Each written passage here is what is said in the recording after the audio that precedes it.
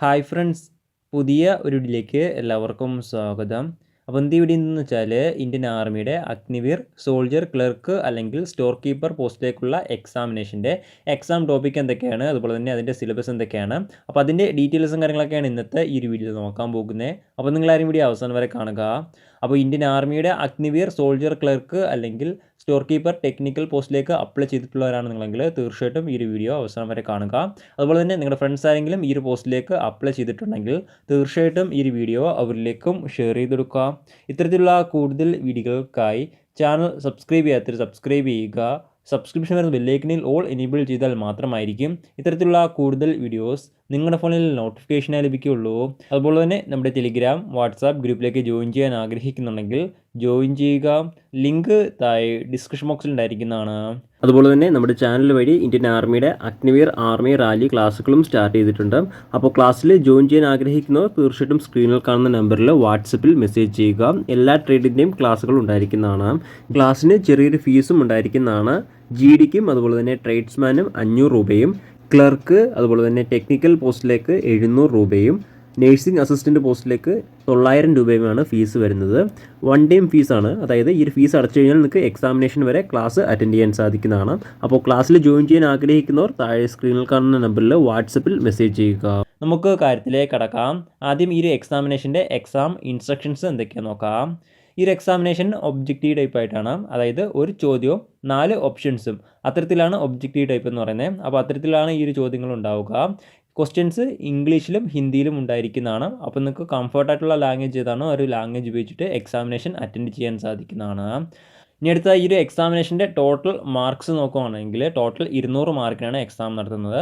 ആകെ 50 ചോദ്യങ്ങളാണ് ഉണ്ടാവുക. എക്സാമിനേഷൻ്റെ സമയദൈർഘ്യം നോക്കുകയാണെങ്കിൽ 1 മണിക്കൂറാണ് എക്സാമിനേഷൻ്റെ സമയദൈർഘ്യം. അതായത് 60 മിനിറ്റാണ് സമയദൈർഘ്യം.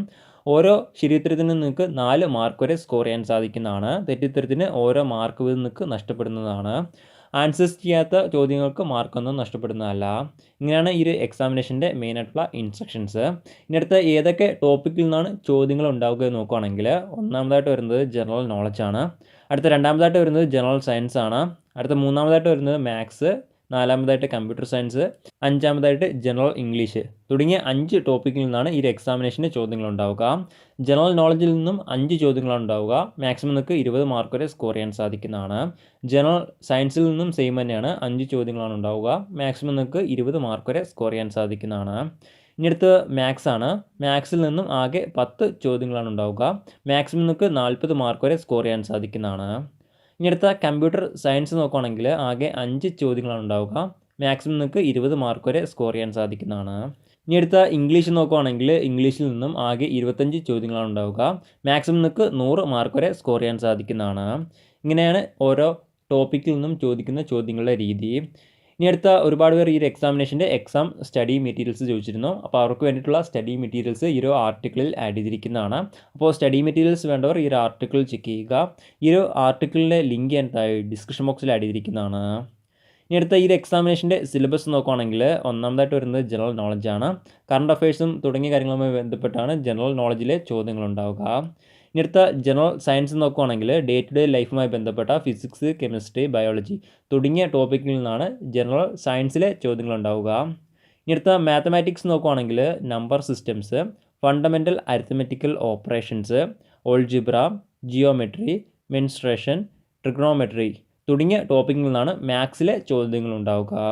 ഇനി അടുത്ത കമ്പ്യൂട്ടർ സയൻസ് നോക്കുകയാണെങ്കിൽ computer system, concept of memory, input and output device, basic concept of an operating system and its functions, introduction to Windows, MS Word, MS PowerPoint, MS Excel തുടങ്ങിയ ടോപ്പിക്കിൽ നിന്നാണ് കമ്പ്യൂട്ടർ സയൻസിലെ ചോദ്യങ്ങൾ ഉണ്ടാവുക. ഇനി അടുത്ത English നോക്കുകയാണെങ്കിൽ comprehension, part of speech, verb, tense, sentence structure, type of sentence, other areas, അതായത് other ഏരിയാസിൽ വരുന്നത് idiom and phrases, synonym and antonyms, one word substitution തുടങ്ങിയ ടോപ്പിക്കിൽ നിന്നാണ് ഇംഗ്ലീഷിലെ ചോദ്യങ്ങൾ ഉണ്ടാവുക. അപ്പോൾ നിങ്ങൾക്ക് ഇത് എക്സാമിനേഷൻ്റെ സോൾജർ ക്ലർക്ക് എക്സാമിനേഷൻ്റെ എക്സാം ടോപ്പിക്ക് അതുപോലെ തന്നെ സിലബസുമായി ബന്ധപ്പെട്ട് ഏകദേശ ഐഡിയ ലഭിച്ചു കാണും എന്ന് ഞാൻ കരുതുന്നു. എന്തെങ്കിലും സംശയങ്ങളോ കാര്യങ്ങളോ ഉണ്ടെങ്കിൽ നിങ്ങൾക്ക് ഈ ഒരു ആർട്ടിക്കിൾ ചെക്ക് ചെയ്യാൻ സാധിക്കുന്നതാണ്. ഈ ഒരു ആർട്ടിക്കിളിലെ ലിങ്ക് ഞാൻ ഡിസ്ക്രിപ്ഷൻ ബോക്സിൽ ആഡ് ചെയ്തിരിക്കുന്നതാണ്. അപ്പോൾ നമുക്ക് മറ്റൊരു വീഡിയോയിൽ കാണാം. അതുവരെ ബൈ.